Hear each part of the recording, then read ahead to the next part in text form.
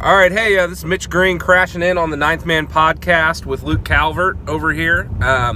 Hey, we just figured we would give you guys some quick just thoughts on the trade deadline. And so we've got 3 drives over the next, so many hours here. And so we're just going to pick some aspects of the trade deadline and just kind of hear Luke's thoughts a bit. And so each drive may be like 4 or 5 minutes, so we'll see how this goes here. So, Luke, my first question for you, who's the big winner of the trade deadline?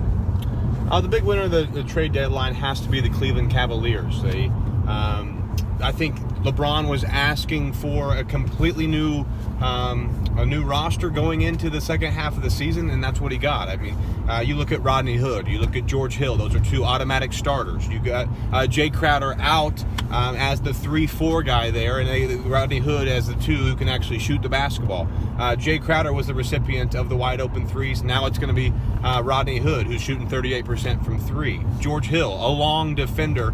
His arms are longer than his entire body, it seems at times. He's a great defender, looking to play a lot better than he did in Sacramento. Look kind of like the Utah Jazz and the Indiana Pacer George Hill than anything else. They got rid of Derrick Rose, who Shea Serrano was talking about, Shea Serrano said he's basically a cancer on any team. He keeps taking those hiatuses and away from the team. Doesn't know if he still wants to play the game. Cleveland Cavaliers, they lose Isaiah Thomas, who played 15 games for the Cleveland Cavaliers, averaging like 14 points, shooting like 30% from 3. Not a good fit there in Cleveland. In fact, I think Isaiah Thomas is done being any shape or form a decent, impactful NBA professional. I don't think he's a basketball player. Yeah. So with that in mind, tell me, who do you think, and try to keep your eyes on the road for me here too. Tell me, who do you think of all the players that left Cleveland? I mean, because they're dumping a lot of guys with either expiring contracts, late in their career, haven't been performing well. Who do you think I'm going to ask you 2 questions. Who's going to have the biggest impact this season? Yeah. And who is going to perform way better with another team than they were with the Cavs? Oh, that's a good question. I think Jay Crowder was a bad fit, and so maybe he does something in Utah. Probably not. Derrick Rose, I think, believe it or not, I know Shea Serrano said he's a cancer. If you can get Shea Serrano signed with the Thibodeau Timberwolves coming, being the backup for Derrick Rose, he actually might make a late game impression, late season impression on that team. I think possibly, call me crazy, I just got done bashing on Derrick Rose. Derrick Rose could be the biggest impact that leaves. I know for a fact Isaiah Thomas is not going to be an impact in LA. I mean, there's already been talks of buyouts and stuff like that. He's not going to. Luke Walton came out already and said he's going to be our starting point guard or starting shooting guard alongside Lonzo Ball. I believe it's Derrick Rose if he goes to the Timberwolves. Yeah, we were supposed to turn left right here, but that's fine. We'll just keep going straight here. Buy us a few more minutes. I think that's so true. I mean, just for me, I just keep thinking about Derrick Rose, and I think of the fact that, like, he's a player who needs the basketball in his hands.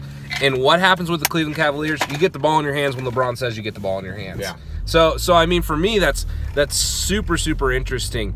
The one piece of this puzzle that you really haven't talked about much. What do you think about Dwayne Wade going back home to Miami? Yeah, Dwayne Wade doesn't turn any kind of needle on the second unit there in Miami. It's a farewell tour. I didn't believe it to be coming this early in his career, but I believe he's there. I mean, you say he's 35, 36. I don't mean this early in his career in terms of timetable, but at the trade deadline, didn't think that would happen. He'll be, a good mentor for the guys like Josh Richardson, the young shooting guard there in Miami, maybe even Dion Waiters next season after he comes back from the injury. We'll see. Does he play another year with Miami next season, or will he retire at the end of the year? I think Dwayne Wade is, good on Cleveland to send Dwayne Wade Miami's way just to see what he can do for the Miami Heat after the 4th seed and kind of have.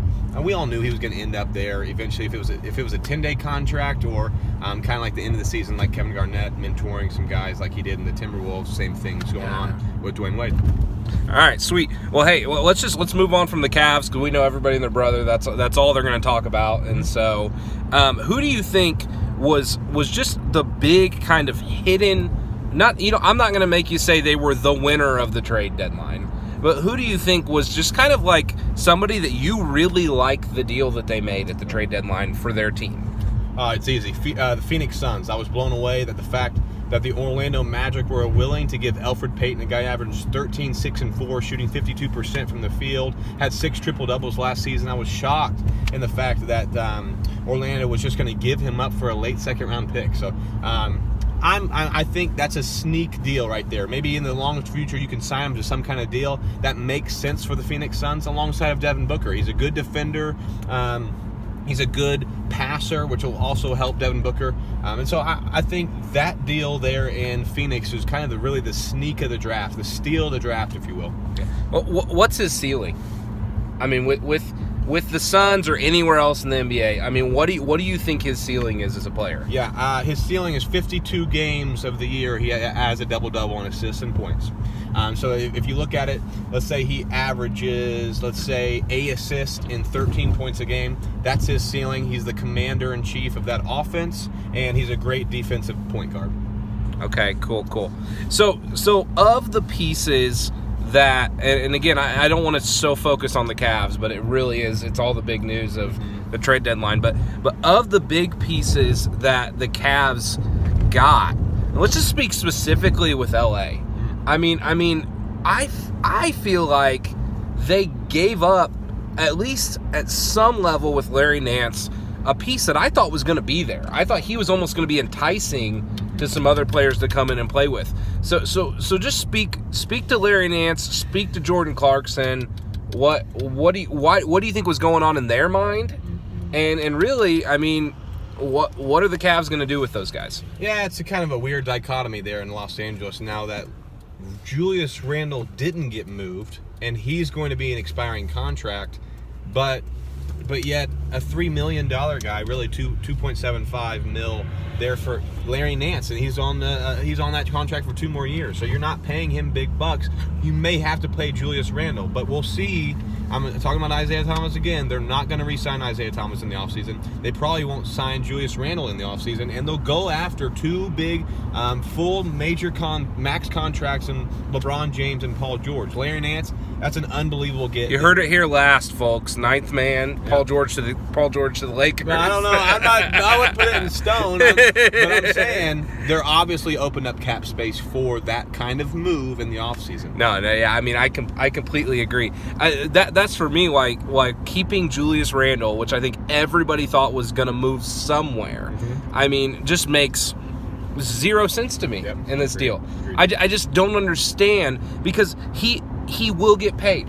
That is the way the NBA works. Yep. And so unless you're like hoping for a sign and trade deal, and I hear, as we were hearing, all they're getting everywhere was second round picks. That's all anybody was willing to throw at them, and they're saying they're not taking a second round pick for him.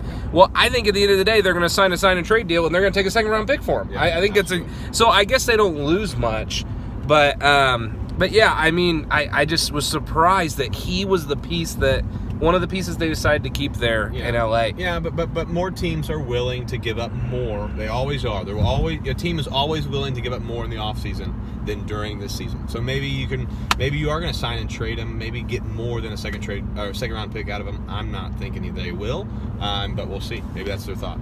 Okay. All right. Who do you think got the worst end of a deal in this trade deadline?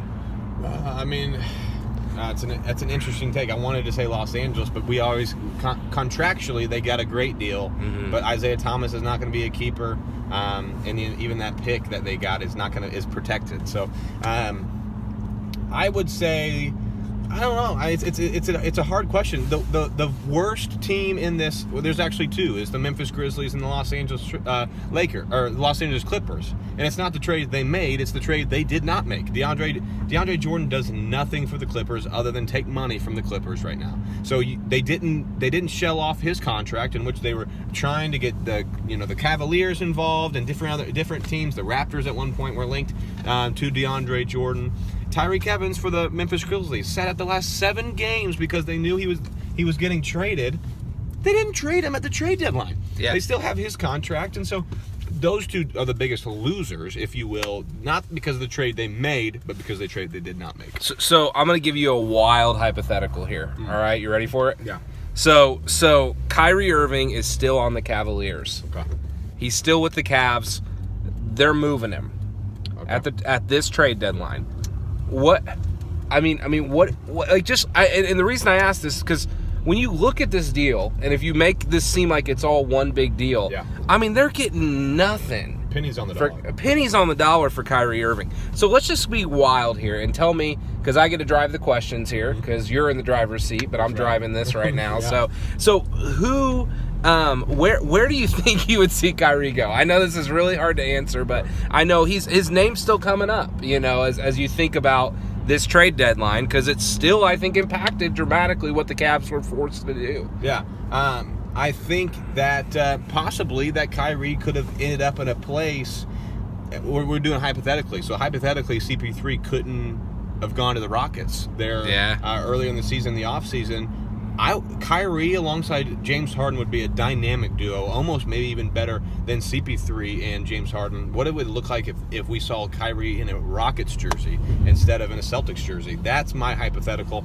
I would like to have planted him there and just see what he could do. I know he's a little bit more ball dominant than you'd like, but so is Chris Paul, and it's working out great. So that would be my hypothetical. Okay, all right, here's what we're going to do. We're almost there. So I'm going to give you just a player, and I want you to give me no more than just 3 sentences of thought about him. All right? Mm-hmm. All right, we're going to start with who's your favorite here, George Hill. George Hill, great defender. He's going to bolster that point guard position for the Cleveland Cavaliers. Plays nice alongside LeBron James. Okay, I like that. All right, let's go with somebody that. I'm trying to think of a good one here. I'm going to run out of time if I don't. What's up, Blake Griffin? All right, yeah. Let's throw it way back. We say way back. It feels like it was years ago, but it was 3 days ago. All right, Blake Griffin. Unbelievable fit alongside Andre Drummond. Just a tweak better than the fit that he had there with DeAndre Jordan. They're playing point Blake now in Detroit. And so though the point guard Ish Smith brings the ball up and then literally hands it to Blake Griffin. They run a pick and roll every play. It seems as if it's not a pick and roll, then it's going to be Blake Griffin posted up. Isn't that crazy? Because that's like everything I feel like the NBA is against. But it kind of looked like it might work. Yeah, so Detroit is trying to do just as drastic as the Pelicans were trying to do with Boogie and AD. They're trying to. I mean, it really is that anti-cultural, and it's anti-NBA right now to do what they're doing. It's working though. They're 3-0 with Blake, and they've quite frankly looked really good. Yeah, no, that's really interesting. All right. Trying to think of another good remaining one there. So let's see, got any other people you want to throw out there? I wanted to talk about DeMarre Carroll really quick. DeMarre Carroll plays for the Brooklyn Nets. He was linked to the Indiana Pacers. Indiana Pacers didn't deal for him, and I was honestly a little shocked and also a little disappointed that the Indiana Pacers didn't throw a first round pick. All right, last question, because we're here. We're almost here. Tell me, are you happy? Nope, wrong house.